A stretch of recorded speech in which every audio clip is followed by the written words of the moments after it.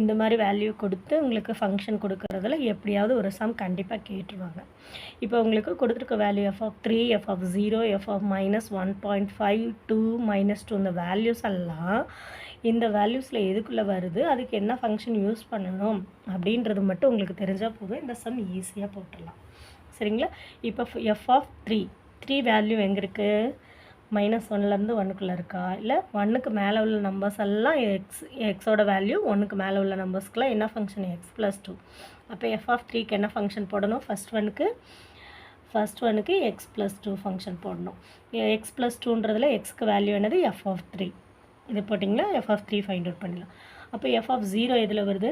-1லேருந்து 1க்குள்ளே இருக்கிறதுல தான் 0 வருது. அப்போ செகண்ட் ஃபங்க்ஷனுக்கு என்னது? 2.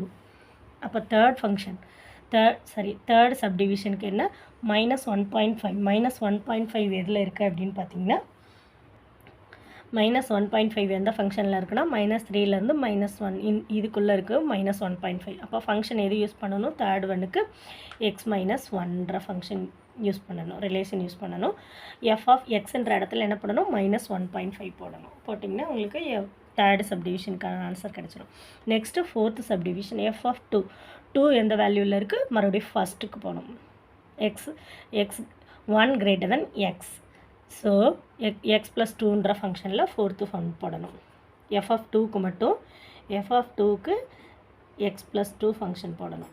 அப்புறம் f(-2)க்கு என்ன ஃபங்க்ஷன் போடணும்? f(-2) இதில் இருக்குன்னா இதில் இருக்குது. அப்போ f(-2)க்கு x-1 போடணும். எக்ஸுக்கு வேல்யூவுக்கு பதில் 2 போடுங்க, இங்கே எக்ஸ் வேல்யூக்கு பதில் -2 போடுங்க. அப்போ அவ்வளோதான், எல்லா சப்டிவிஷனும் ஃபைண்ட் அவுட் பண்ணியாச்சு. அவ்வளோதான், இந்த சம் முடிஞ்சுது.